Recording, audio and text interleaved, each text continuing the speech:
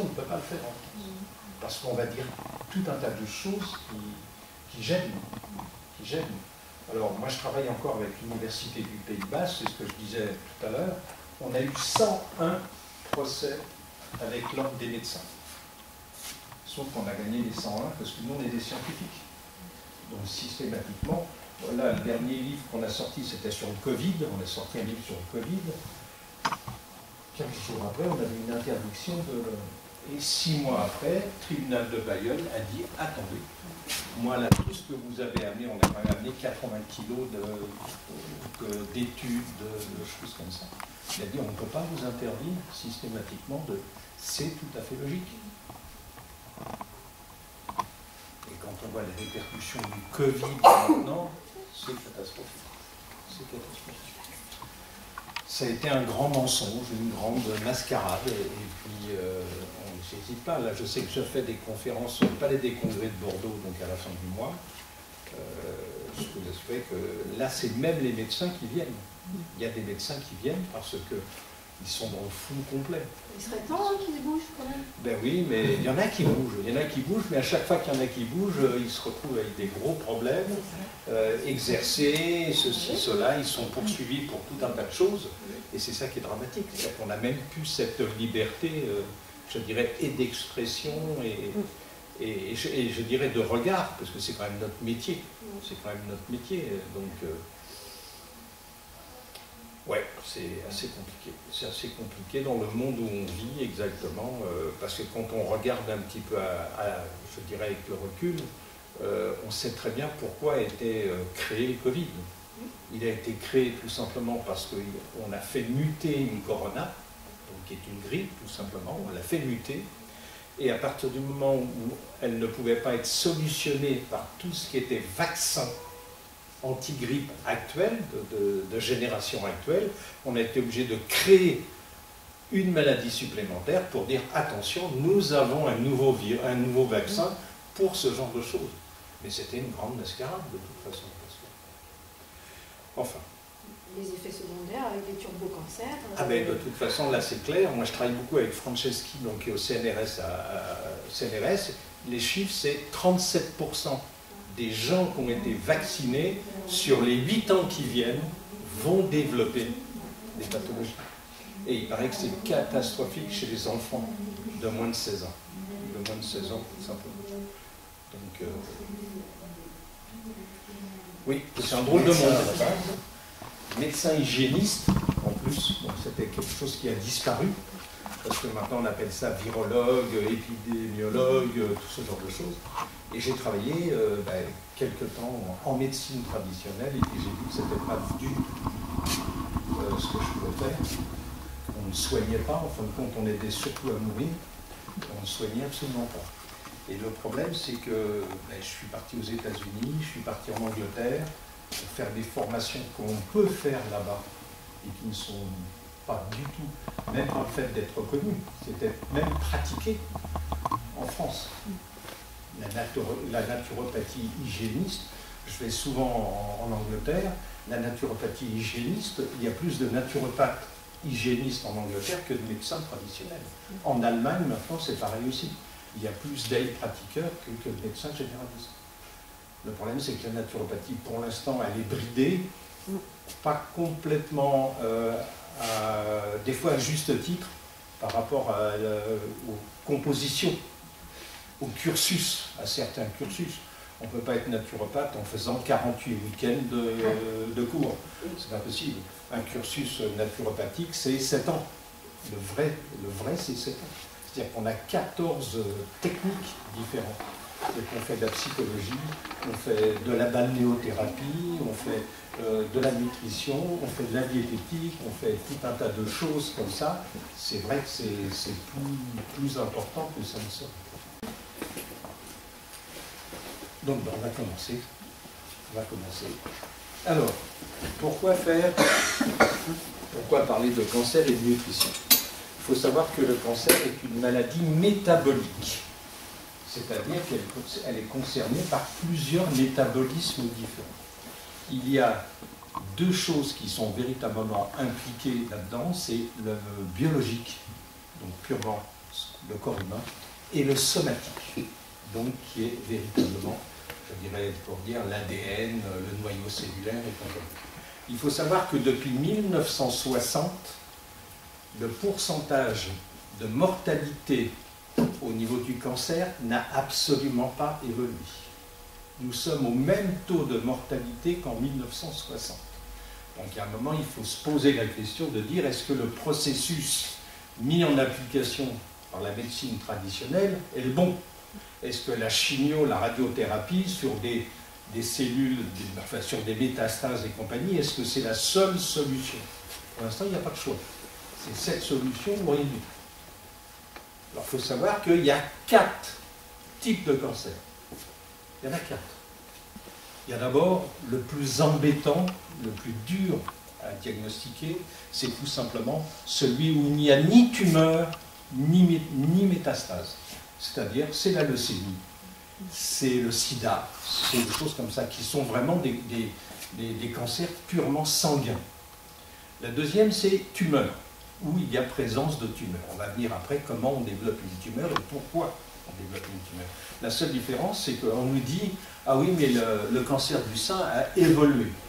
Oui, mais la seule différence, c'est qu'on enlève des tumeurs, des fois, qui ne sont absolument pas cancéreuses et qui ne deviendront jamais cancéreuses. Donc c'est facile de dire on solutionne les problèmes. Sauf qu'après, on s'aperçoit qu'il y a des cancers ailleurs. Bon. Le troisième, ben, c'est tout simplement où il n'y a que des métastases.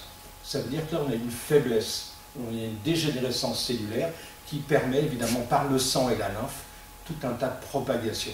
Mais ces métastases ne vont pas n'importe où. Et tout à l'heure, on va voir que l'inflammation est un critère évidemment de positionnement des métastases. Et le quatrième, ben, c'est quand tout simplement on a tumeur et métastase. C'est le plus rare. Mais c'est vrai que c'est le plus difficile à travailler parce que ce sont des cancers qui sont très agressifs, donc qui peuvent agir très rapidement. Alors après, les causes du cancer. Alors on va séparer le somatique et on va séparer le biologique. Il y a 4 raisons fondamentales pour le développement des cancers. Il ne faut pas oublier que c'est un métabolisme cellulaire. Pourquoi on a des cellules qui deviennent malades? C'est parce qu'il y a une incohérence au niveau biologique par rapport à ce genre de choses. C'est-à-dire que la première raison, ben, c'est le vieillissement cellulaire prématuré. Allez voir, il y a une très bonne conférence du docteur Carré, du professeur Carré, qui est un très bon cardiologue sur le CHU de Rennes, qui dit actuellement ben, tous les enfants de 11-12 ans sont en prédiabète maintenant de type 2, à 11-12 ans. Que les gens qui viennent les voir à 30 ans ont des corps déjà de 60 ans. Ça veut dire qu'il y a évidemment une dégénérescence bien avancée. Nous, ça fait 25 ans qu'on dit que maintenant nous sommes en dégénérescence cellulaire. Et on le voit à tout un tas de niveaux. En France, on ne veut pas parler de tout, mais il faut parler aussi de l'homosexualité, des transgenres, de tout un tas de choses qui, au niveau hormonaux, sont des choses qu'on peut expliquer complètement. Il y a une dégénérescence. Donc ça, c'est le vieillissement cellulaire. La deuxième chose, qui est liée directement au biologique, c'est la sous-oxygénation cellulaire, ce qui est encore autre chose.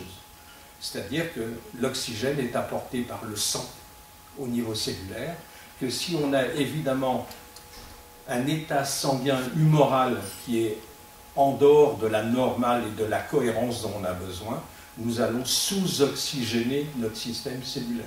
Une cellule qui est sous-oxygénée devient malade. Et c'est un des cas. Le troisième, c'est l'inflammation, due essentiellement à l'acidification de nos humeurs. Nous sommes 10 fois trop acides. En France actuellement, 75% des gens sont 10 fois trop acides. Qui dit, et c'est pareil, acidité humorale, donc sang, lymphe et compagnie, dit déjà tout un tas d'inflammations. Or, si on a un cancer du poumon ou un cancer du foie, c'est des métastases qui vont aller sur des zones inflammées. Donc, si vous avez fait une hépatite, une cirrhose et compagnie, sûr que votre cancer va se développer au niveau du foie. Si vous avez des bronchites asthmatiques en permanence ou des bronchites chroniques, je peux vous assurer que les métastases iront se développer au niveau des poumons. Donc ça, c'est le côté inflammatoire. Et une chose qu'on a oubliée complètement, c'est la fermentation du glucose. C'est une des raisons numéro 1 de la fermentation du glucose.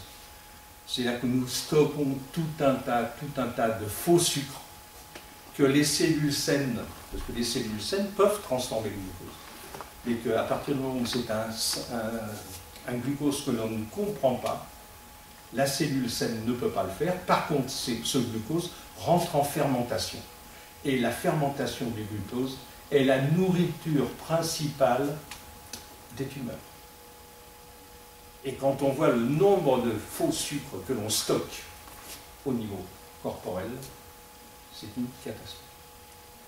Donc en fin de compte, il faut comprendre que sur un état biologique déficient, il vient se créer évidemment par rapport à notre somatisme, tout ce qui est somatique. C'est-à-dire qu'il faut connaître la cellule. Ben, la cellule, c'est tout simplement une unité complètement indépendante avec un noyau qui est important. Ce noyau, c'est dedans, vous avez l'ADN, et un ADN qui est fissuré au niveau d'un noyau cellulaire est propice à développer tout un tas de pathologies, parce qu'il va avoir une incidence sur la cellule. On a le cystoplasme, du moins, qui est autour du noyau, qui est là pour éviter ce genre de choses, avec dedans tout un tas des protéines, des enzymes, qui sont là déjà pour essayer de soigner cette cellule qui peut devenir malade. Le problème, c'est que ça peut être valable sur une certaine durée, une certaine période, et à partir du moment où on ne peut plus répondre à ce genre de choses, systématiquement, nous allons rendre nos cellules malades. Or, une tumeur, ça part d'un gliome, et c'est tout un tas de cellules malades qui se regroupent, tout simplement. Je vais prendre un exemple qui est arrivé il y a 2 mois et demi, une personne de 75 ans qui avait une tumeur au poumon depuis 35 ans. Et je la suivais depuis 35 ans. Et en fin de compte, elle avait 2 tumeurs qu'on savait la situer tout simplement. Mais là, c'est le rôle de la lymphe est là pour empêcher l'évolution des tumeurs. Donc en fin de compte, elle avait une formation lymphatique autour, qui s'était mis autour de la tumeur, et qui l'empêchait de se développer. Et elle était en très bonne santé. Elle a été donc en Turquie, et là-bas, elle s'est fait prendre, je crois que je l'ai raconté tout à l'heure, elle s'est fait voler son porte-monnaie, ses papiers. Donc choc oxydatif, énormément de mal à respirer et tout. Donc elle a été prise en charge par la médecine turque, tout simplement, qui l'a mis à l'hôpital, voyant pas très bien ce qu'ils ont fait. Ils lui ont fait une ponction pulmonaire. Et ils ont enlevé quasiment la moitié de la lymphe. 8 jours après, elle est morte d'un cancer du poumon. Pourquoi? Parce que tout simplement, ça s'est développé. Donc ça veut dire surtout qu'on est capable de contrer justement ce problème cellulaire. On est capable de le faire. Mais ce qu'il faut, c'est qu'à côté, on a une cohérence. Alors après, ces chocs traumatiques que l'on a, qui fissurent notre ADN, on les a depuis la naissance. Même avant, on peut avoir des chocs traumatiques qui passent par l'ADN de la mère, que peut garder. Mais ces chocs traumatiques, à partir du moment où on vit dans un milieu émotionnel, social, qui est cohérent, on n'est pas obligé de le développer. Moi, je vais prendre mon exemple. Moi, mon père, il est mort, j'avais 1 an. Et en kinésiologie, on m'a dit, mais oh là là, tu vas voir, je n'ai jamais eu ni de ressentiment, ça n'a jamais travaillé. Pourquoi? Parce que j'étais dans un milieu où je n'ai pas eu à développer ce choc émotionnel. Donc, tout simplement, alors en plus, après, derrière, j'avais une cohérence biologique. Ça veut dire que je fais encore du sport un peu, je n'ai pas de problème, je dirais, de santé majeure, j'ai un sang en bon état, j'ai une lymphe en bon état, donc il n'y a pas de raison pour que je développe quelque chose. Et en plus, tout ce qui est neurologique, ça veut dire qu'évidemment un choc traumatique peut jouer sur le mental, sur le sommeil, sur la pensée, sur la mémoire, sur tout un tas de choses. Et on a justement les tampons. On en parlait tout à l'heure, on a des tampons qui sont quoi? Ben, qui sont notre qualité de neurotransmetteurs. On produit tout un tas de neurotransmetteurs, qui sont des catalyseurs, qui permettent justement de travailler. On produit de la sérotonine, on produit de la dopamine, qui sont évidemment ce qu'on appelle des enzymes hormonales, des hormones enzymatiques, peu importe, selon le milieu, qui sont là pour compenser justement le stress. Or, on sait très bien que le stress est un producteur d'adrénaline, de cortisol, qui sont vraiment des acidifiants énormes.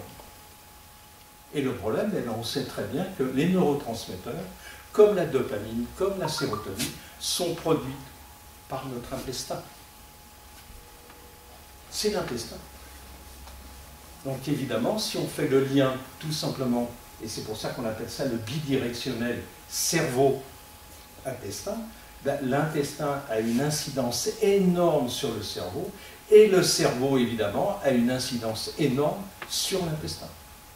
Pourquoi? Parce que si je suis stressé toute la journée, je suis acidifié toute la journée, je vais foutre en l'air mon action intestinale.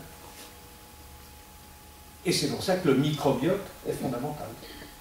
Quand on a compris que tout notre système cellulaire, notre protection cellulaire, elle est liée tout simplement à l'alimentation du système cellulaire, qui arrive par le sang.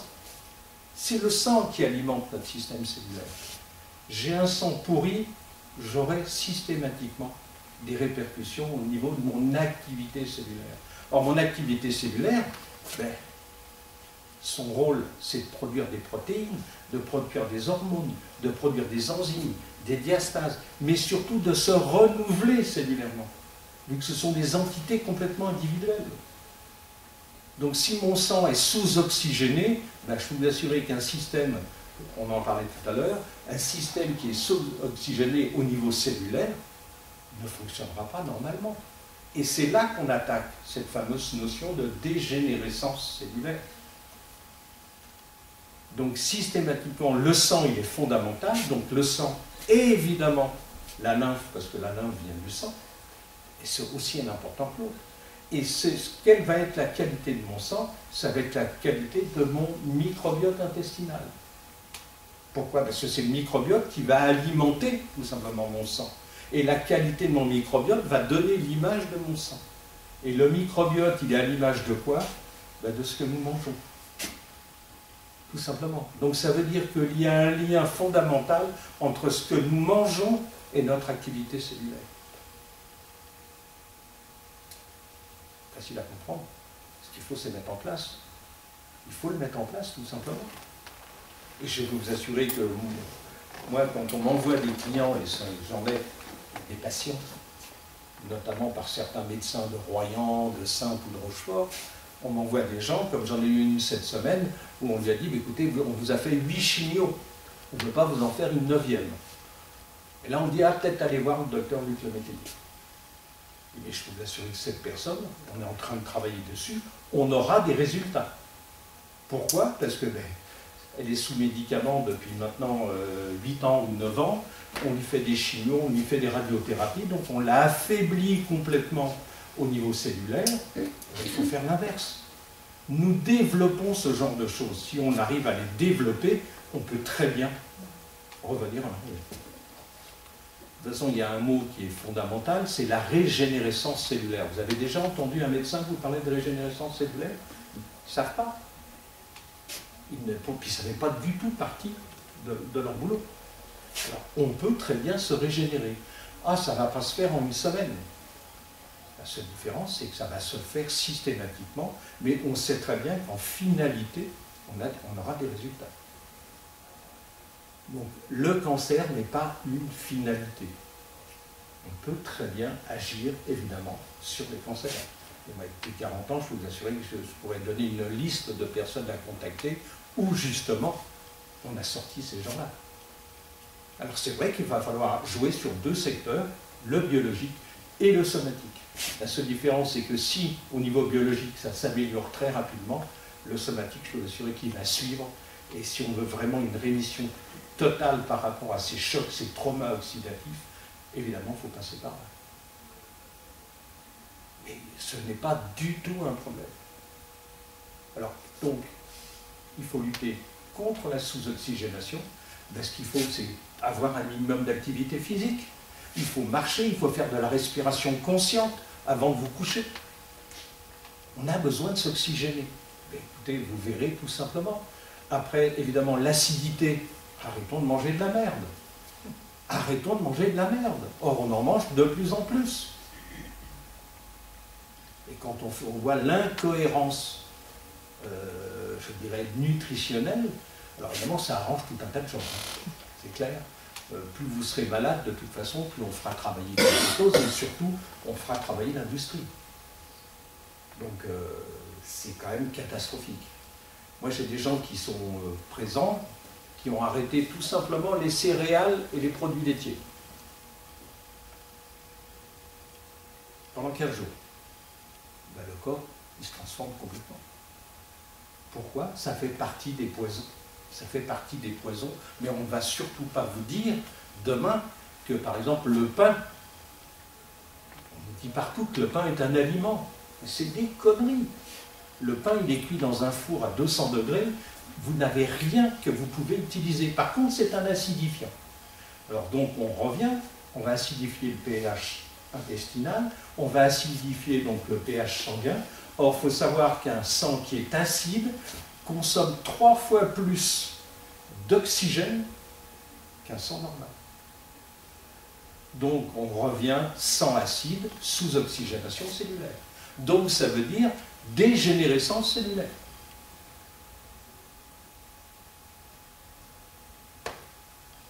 Alors, on parle des enfants, par exemple, maintenant. Ben, pourquoi on va développer des cancers, des fois très jeunes, maintenant? Ben, la nourriture, on n'allait plus les enfants.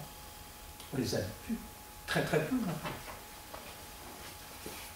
On leur fait prendre une cochonnerie qui est le lait, qui est complètement antinomique et antibiologique par rapport au corps d'un enfant, de toute façon. On fait beaucoup maintenant de, comment ça s'appelle? Césarienne. Césarienne, voilà. Césarienne qui est une catastrophe par rapport à l'enfant. Ça lui court-circuite complètement un chemin cellulaire. Donc, tout ça, c'est des choses qui sont à mettre en œuvre, évidemment. Mais le cancer ne doit pas, surtout, être une finalité dans la mesure où on a toujours les moyens de le faire. On a toujours les moyens de le faire. Par contre, il faut s'attacher à dire « je fais des erreurs ». Il faut se le dire, je fais des erreurs. Et on fait tous des erreurs. Moi, j'en ai fait. J'en ai fait. Et la seule différence, c'est que maintenant, avec le recul de tout ça, on s'aperçoit que ce n'est pas une finalité. Demain, je fais une conférence sur justement la nutrition. Une nutrition bien précise. Pour avoir cette cohérence nutritionnelle. Et puis lundi, je fais une conférence sur Alzheimer, qui est encore un grand mensonge. Alzheimer, Parkinson, c'est encore un baratin monstre. On n'est pas fait pour déclencher ce genre de choses. Un cancer, on n'est pas fait pour ça. Alors on nous dit, oh oui, mais il y a des raisons auto-immunes. C'est du pipeau. Notre système cellulaire n'est pas fait dans sa conception pour se retourner contre lui-même. Nos cellules, elles sont faites pour amener la vie, en aucun cas pour essayer de se suicider pour nous embêter, nous. C'est bidon. Ça, quand on dit que c'est une maladie auto-immune, c'est qu'on ne sait pas ce que c'est. Donc, la cellule, bien sûr, on peut intervenir dessus. Alors après, c'est le repos, savoir se reposer, savoir relâcher tout un tas de choses, et puis pas se gangréner pour des choses, des fois, qui sont bénignes par rapport à l'état général de santé. J'ai cité quelqu'un que je connais qui avait un bouton là, un bouton ici, qui me disait regardez ce que c'est. Et je lui dis tout le reste fonctionne bien. Ah oui, mais il y a ça. C'est secondaire.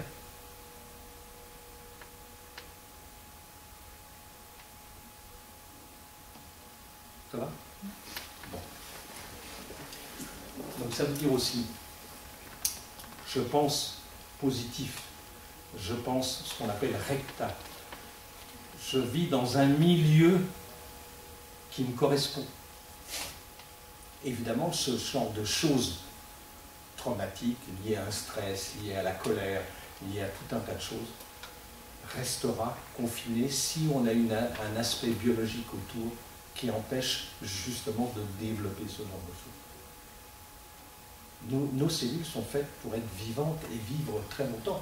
Il faut se poser la question, pourquoi il y a des gens qui vivent 95 ans et il y en a d'autres qui meurent à 40 ans? Il y a des raisons. Il y a des raisons. Si on développe quelque chose, on n'attrape pas de maladie. On n'attrape pas de maladie, on les développe. Ça veut dire que d'abord c'est un problème de terrain, où il y a une incohérence de terrain, et surtout, plus on ne va pas comprendre, parce qu'il faut voir la définition du stress. Le stress est une situation que l'on ne maîtrise pas, mais surtout que l'on ne comprend pas. C'est la définition du stress. Donc à partir du moment où je ne comprends pas ce qui m'arrive, et la prise de conscience, je peux vous assurer qu'elle est là. À 40 ans, 45 ans, les gens disent « Ah ben oui, mais là j'ai ça je ne l'avais pas, je ne peux plus faire ça ». Donc cette prise de conscience, c'est bien. Mais ce qu'il faut, c'est mettre en application les choses derrière pour compenser et pour comprendre ce genre de choses. Et actuellement, je reconnais que, et j'ai des amis médecins, qu'on va voir un médecin, il vous demande ce que vous avez. C'est le problème à l'envers. En fin de compte, il va se baser sur ce que vous allez lui dire. Alors qu'un médecin, un vrai médecin, il voit. Moi, je vois dans les visages, il y a tout un tas de travail à faire, rien que dans le visage. Parce qu'on a un circuit lymphatique qui est très précis, qui crée des œdèmes lymphatiques au niveau du visage, parce que tous nos organes sont sur notre visage. C'est la fasciathérapie, c'est ce genre de choses que l'on peut intervenir. Et ça nous permet d'avoir une lecture. Mais quand on arrive à avoir de toute façon ici des signaux sur le visage, c'est que nous avons déjà une faiblesse lymphatique. Qui dit faiblesse lymphatique dit faiblesse sanguine. Qui dit faiblesse sanguine dit systématiquement déséquilibre cellulaire. D'office. À nous de prendre compte de ce genre de choses.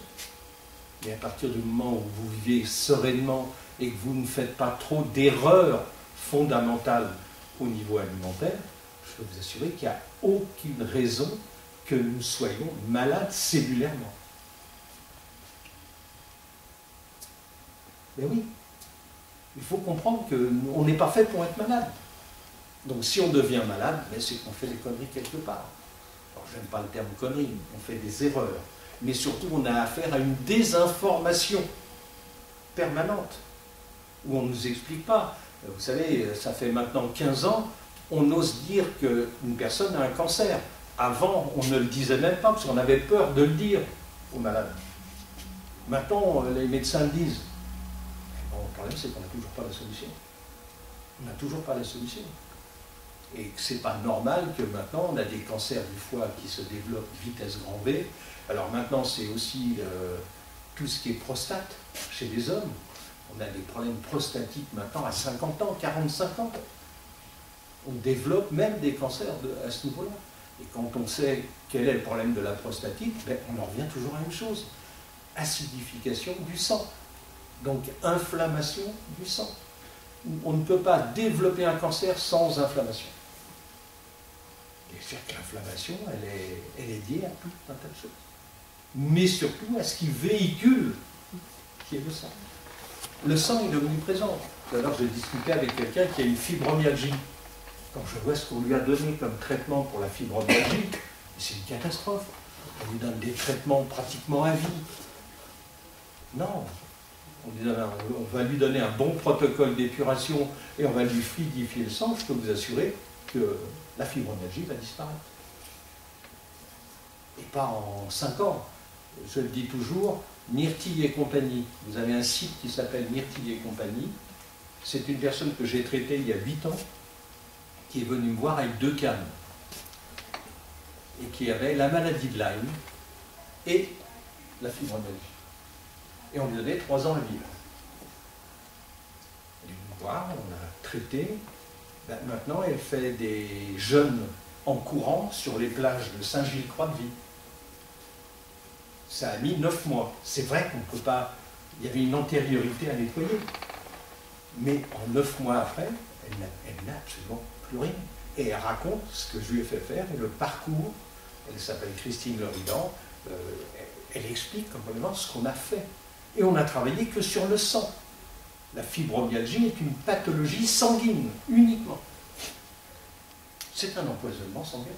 C'est une saturation sanguine. Or, en médecine hygiéniste, en plus, on sait très bien que 95% de tout ce que nous développons est dû tout simplement à une saturation humorale. Donc à un encrassement de nos humeurs.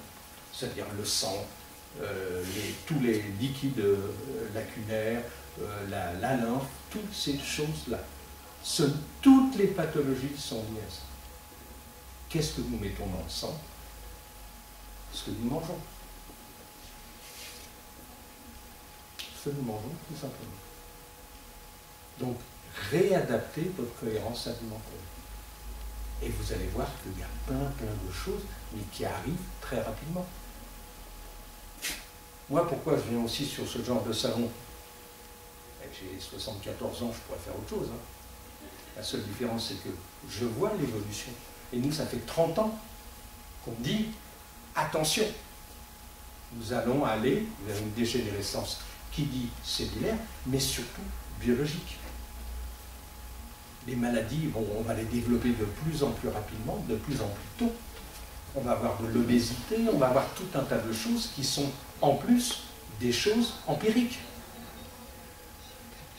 Et on n'est pas surpris de voir, évidemment. Et si rien n'est fait, dans 15 ans, ça va être une catastrophe. Je peux vous assurer que ça va être une catastrophe. Et maintenant, on n'est plus surpris déjà maintenant d'avoir des cancers à 28 ou à 30 ans, de faire des AVC à 35, 40 ans. On a une normalité de la maladie qui s'est instituée chez les gens. Ah ben, il n'a pas eu de chance, il a fait un AVC à 45 ans, c'est pas la malchance. C'est qu'en fin de compte, il l'a développé. Sa structure l'a développé. Ben, le cancer, c'est pareil.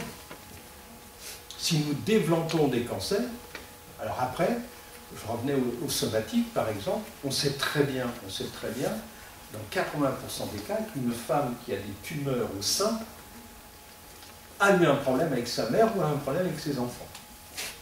On le sait, il y a une raison de cause à effet. Un homme qui a un cancer au testicule, je suis désolé, on sait très bien qu'il y a un problème du père à un enfant. En général, il y a toujours quelque chose qui crée évidemment des traumas, ça crée des traumas, mais ces traumas, à partir du moment où on a une structure biologique en bon état, ne se développeront pas. S'ils se développent, c'est qu'on n'a plus la réponse cellulaire.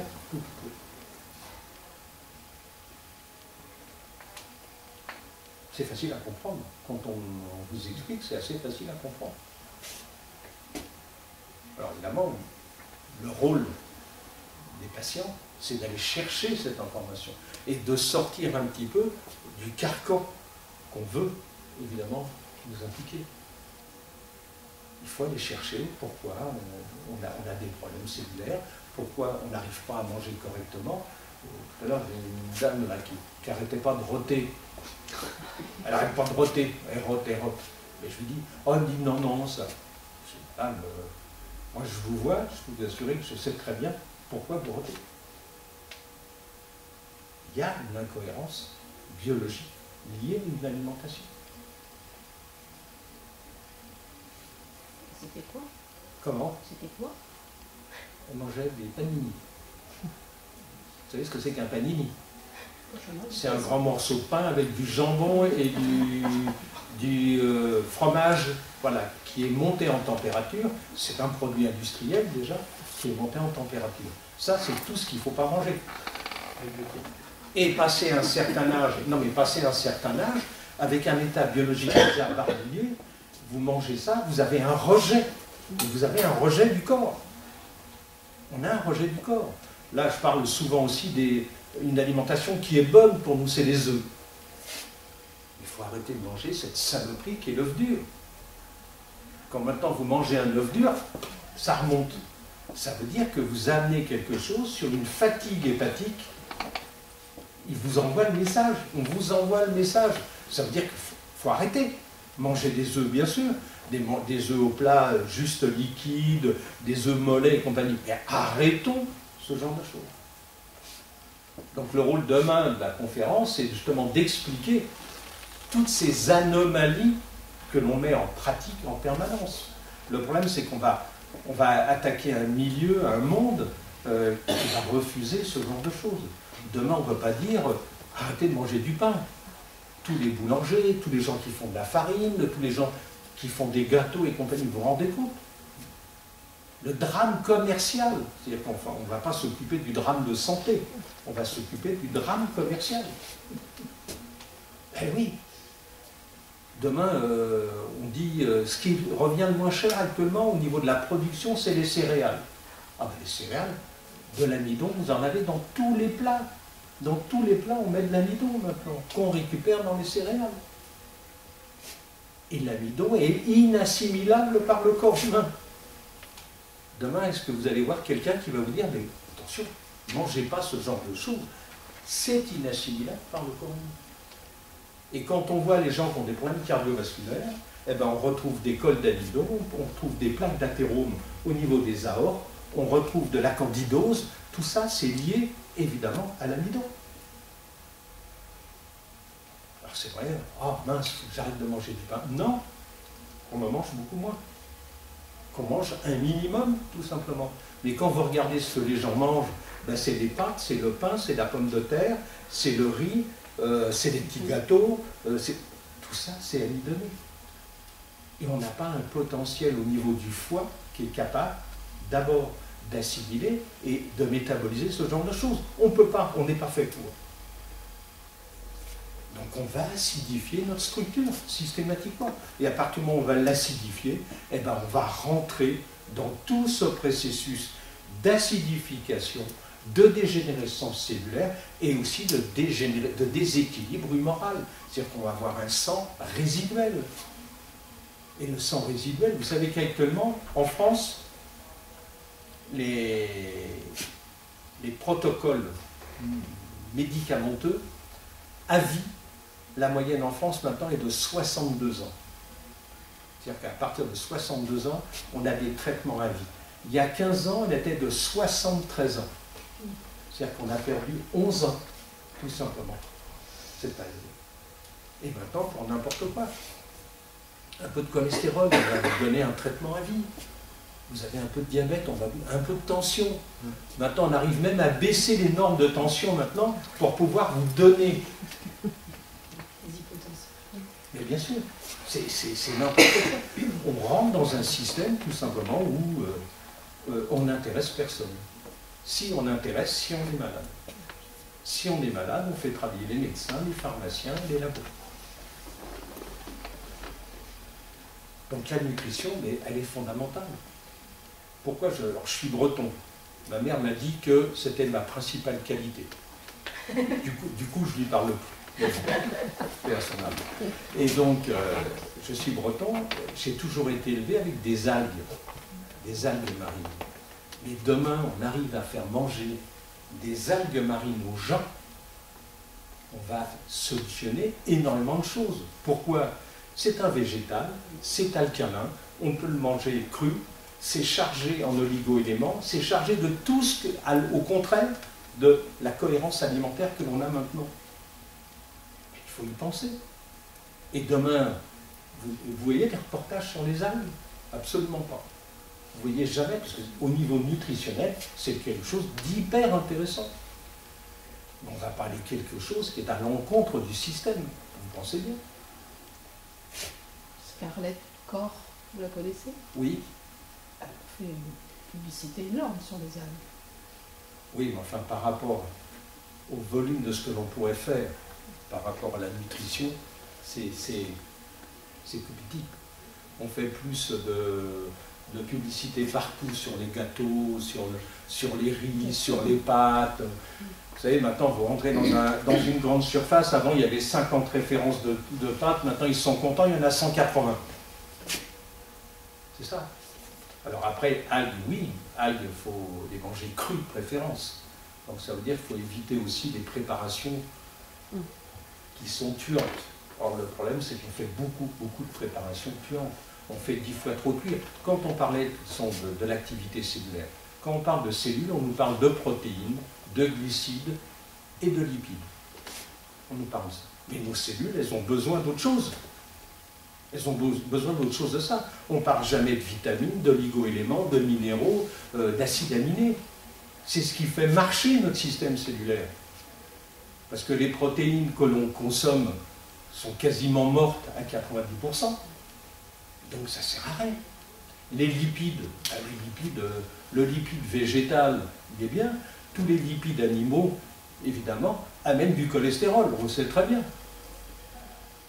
Et puis les sucres, il y a les bons sucres, fructose, saccharose naturelle, et puis il y a tout ce qu'on appelle les sucres, les faux sucres. Ces faux sucres sont une catastrophe. Et on l'explique facilement. Il y a eu la guerre il y a 5 ou 6 ans. Il y a eu la guerre il y a 5 ou 6 ans où justement sur les sucres, on disait oui, mais les fruits du matin et tout, ça va faire une montée glycémique. Ben, heureusement que ça fait une montée glycémique, parce que la montée glycémique, c'est ce qui permet de produire de l'insuline. La seule différence, c'est que l'insuline va transformer ces vrais sucres. Alors que si je mange une tartine avec du Nutella, par exemple, l'insuline va se déclencher, pareil, parce que c'est considéré comme un sucre au niveau enzymatique. La seule différence, c'est que l'insuline ne pourra pas transformer ni le pain, ni le Nutella. Donc l'insuline va retourner dans le corps sans avoir fait quelque chose. Et c'est comme ça qu'on devient prédiabétique. Donc ça veut dire qu'il y a plein de choses à faire. Il faut que ça soit instinctif de dire ça, je crois que c'est bon pour moi. Il faut que vous ayez des assiettes qui vous disent mais je vois qu'il y a des choses là-dedans. Je le sens. Alors après, on ne va pas parler aussi, on n'a pas le temps, c'est le taux vibratoire de l'aliment. Nous sommes des vivants. S'il y a des gens qui viennent, qui volent, là-bas j'ai tout simplement une antenne de l'échelle, hein, et on va voir tout simplement le taux vibratoire. C'est catastrophique. Arriver ici de là à là, c'est catastrophique. Et on sait que tous les problèmes sont là. Or, notre corps, il a besoin de vibratoire. Nous sommes vivants. Donc le vitalisme, le vitalisme, c'est pas fait pour n'importe qui. Le vitalisme, c'est fait pour le corps humain. Or, si je veux du vitalisme, il faut que je mange quelque chose de vivant, qui m'amène quelque chose. Par rapport au système cellulaire, justement, on a maintenant, dans la dégénérescence, aussi des carences cellulaires. On a des carences cellulaires. C'est-à-dire qu'on a des carences qui mettent à mal déjà l'autodéfense de la cellule et du cytoplasme par rapport au noyau.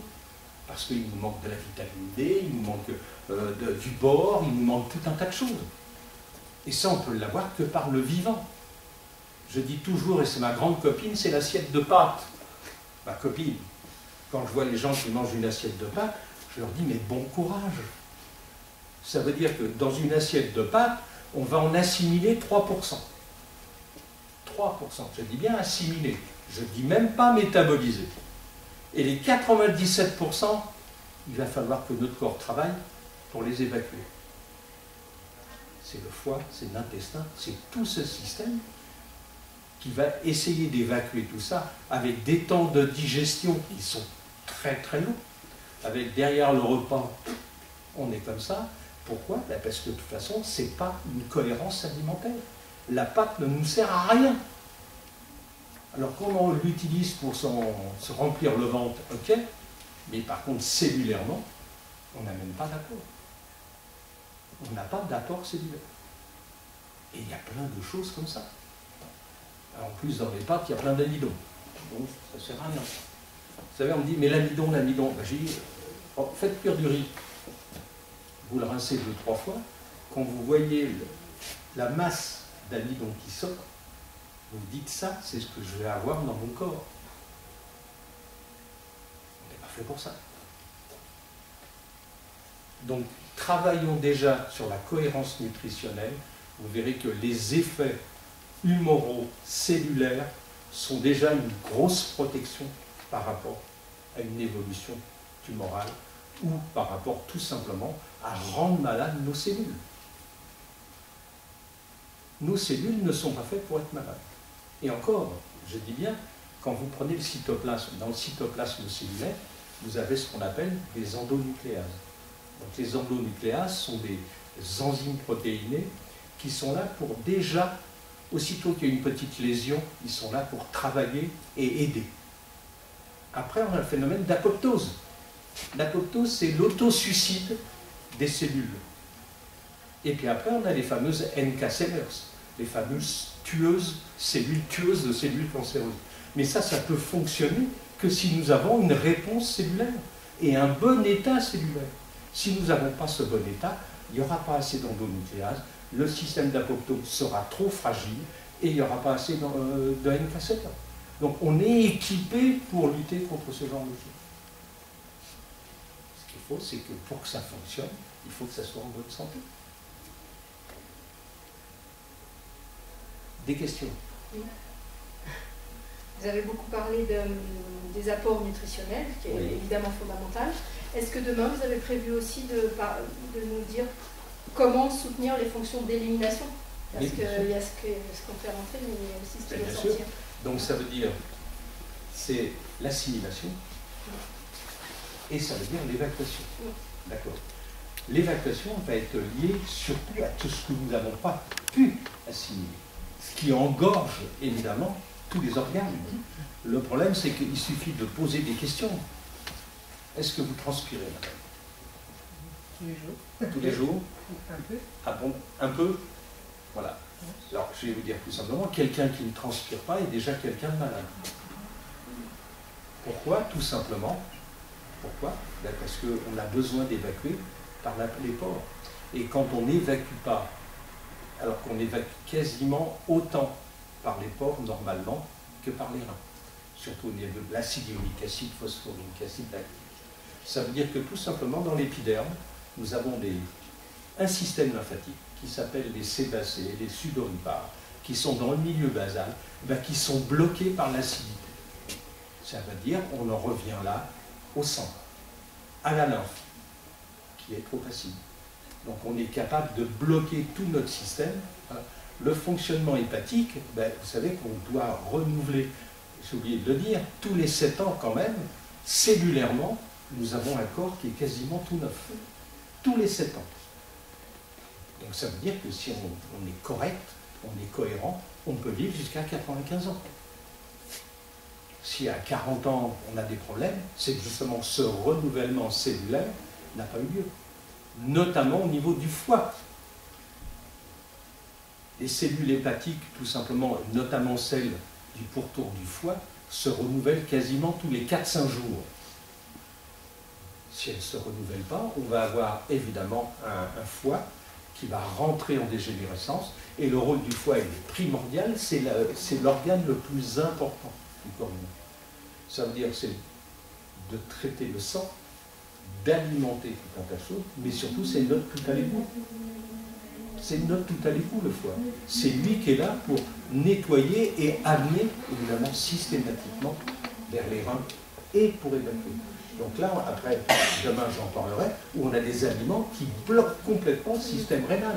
On a des aliments qui bloquent complètement l'action hépatique, voire pancréatique. Quand on enlève une vésicule biliaire, et c'est la grande mode d'enlever les vésicules biliaires, il faut savoir qu'on multiplie les chances de pancréatite par 17. La vésicule biliaire, si elle est là, c'est qu'elle a une raison. C'est la poubelle du foie, c'est les déchets du foie. Ça veut dire que c'est pas là par hasard. De toute façon, on a tendance de toute façon à intensifier un petit peu tout de façon négative. Moi, quand je vois, par exemple, les thyroïdes, les fameuses thyroïdes, vous avez des nodules à la thyroïde, alors là, il faut tout enlever. Mais on peut avoir des nodules qui surgissent et qui disparaissent en 15 jours. Nodule, c'est comme un kyste, c'est exactement pareil. Alors maintenant, nodule, il faut opérer. Tumeur, il faut opérer. Non, on peut avoir des tumeurs tout simplement qui restent dans notre corps à partir du moment où nous avons une cohérence derrière, qui peuvent rester tout simplement des années, sans évolution tumorale. Donc ça va dépendre dans lequel tout ça vit. Donc ça, demain, oui, on en parlera, parce que c'est fondamental. De toute façon, la nutrition est fondamentale. Des questions. Vous avez été très sage, mais posez des questions quand même. C'est vrai que moi j'aurais... Apparemment, si demain vous allez rentrer peut-être plus dans le détail, c'est ça? Ah oui, oui. C'est ça? Non, là, ce que j'explique, c'est le métabolisme du cancer. Ça, c'est le métabolisme, c'est le processus de cancer. Maintenant, les raisons, on en a donné. Faire un peu de sport, faire un peu de marche, manger correctement, essayer de vivre dans un milieu social et émotionnel cohérent. Plus je suis en colère, plus je me fâche, plus tout un tas de choses, plus je vais m'acidifier systématiquement. Ça. Donc, à partir du moment où on a les métabolismes, les raisons, maintenant, les explications, c'est demain, évidemment, tout ce qui est nutritionnel. Il faut qu'on parle des produits laitiers, il faut qu'on parle de la viande, il faut qu'on parle de tout un tas de choses. Voilà, et les jeunes, il faut les sensibiliser à ça. Je redis encore ce que j'ai dit à mon petit-fils. J'ai un petit-fils qui a 16 ans. Lui, c'était viande. Et on lui a dit, il faut que tu manges de la viande, il faut que tu manges de la viande. Et il fait du fou, son entraîneur. Je lui dis, ah bon? Je lui dis, ben non, ce que tu vas faire, après 5 minutes. La conférence c'est à vous. Dans 5 minutes. Dans 5 minutes. 7 minutes. 7 minutes. Oui. Et mon petit-fils, je lui ai dit, écoute, ce que tu vas faire, demain, tu vas prendre ton steak là le soir, tu vas le prendre, tu vas le mettre dans ton assiette sur la table de la cuisine, et tu verras demain matin si tu vas le manger. Ben non, le matin, il avait un truc noir qui était grand comme ça, qui puait. Ah, je peux vous assurer que ça m'a soigné. Hein. Alors maintenant, il s'est rabattu déjà sur la viande blanche qui est un petit peu meilleure et sur le poisson. Mais au niveau cardiovasculaire, je sais que maintenant, il aura moins de problèmes par rapport à ça. Et on sait très bien, alors évidemment, il y a tous les gens qui nous disent « Oui, mais il faut manger de la viande rouge. Moi, je fais du sport, il faut de la viande rouge et tout. » Bon, et pourquoi vous voulez manger? Parce qu'il y a des protéines dedans. Ah bon? Il y a des protéines, vous êtes sûr? Ah ben oui, c'est tout ce que... Mais il n'y a aucune protéine dans un morceau de viande. Les protéines, elles sont mortes le jour où la bête est morte. La seule différence, c'est que les protéines en décomposition, ça devient des purines. Et les purines, c'est la base de tous les problèmes cardiovasculaires. Vous savez, les viandards qu'on voit, les gens... ben oui. Et ça tombe d'un seul coup un jour. Ça tombe sur systématiquement. Donc ça veut dire qu'il y a des aliments préférentiels à faire. Demain, c'est ce que je vais expliquer, tout simplement. Et puis après, ben, le lundi, c'est toutes les dégénérescences neurologiques, comme Alzheimer et tout. On a tendance à foutre de l'Alzheimer partout. Alors que comment on pourrait dire, la sénilité momentanée, ponctuelle et tout, elle a toujours existé. Il a suffi qu'en 1942, je crois, ou 52, qu'un gars qui s'appelait Alzheimer a dit « Non, non, c'est comme ça, ça doit être comme ça ». Et on a fait une croix sur tout le reste. Non. Il y a des explications un petit peu à tout ça. Ce qu'il faut s'y intéresser. Et il faut surtout prendre le temps de se regarder aussi. Mesdames, vous êtes toujours devant les glaces? Non? Oh les menteuses! C'est les hommes. Bon, mais c'est de dire, de toute façon, je vois mon visage. Alors justement, depuis X temps, je donne ici un protocole. Hein, il y a des gens qui le font. Il y a au moins une vingtaine de thérapeutes ici qui l'ont.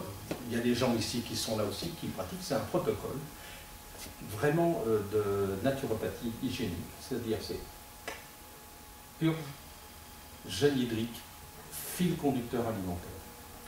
Je peux vous assurer que les résultats sont... Vous le faites depuis combien de temps, messieurs, dames? Moi, octobre 2017. Ah 2017. Et nous, ça fait juste un mois. 2017, c'est tout simplement de l'épuration. On fait de l'épuration sanguine et lymphatique. Et je peux vous assurer, alors c'est là, comme je disais, dans la glace, vous vous regardez et vous faites un selfie avant de faire le protocole. Et puis 21 jours après, vous refaites le selfie. et vous verrez la différence. Sans parler à côté du dynamisme, de la perte d'inflammation, de tout un tas de choses, du boost que ça donne. Et c'est quelque chose que je donne depuis 40 ans. Donc ce n'est pas nouveau. C'est tout simplement de l'épuration. Le problème, c'est qu'on ne se nettoie pas. Et je disais tout à l'heure, ce qui m'intéresse, c'est de revoir des gens 15 ans après qui me disent, vous pouvez me répéter pourquoi ça fait tout ça? Non, on se nettoie.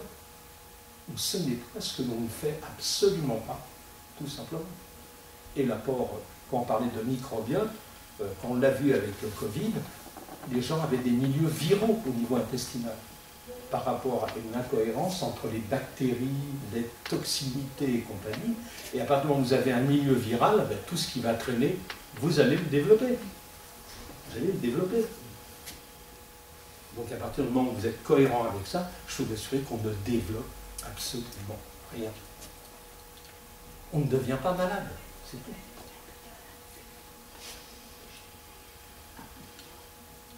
Mais sérieusement, madame me demande si j'ai été...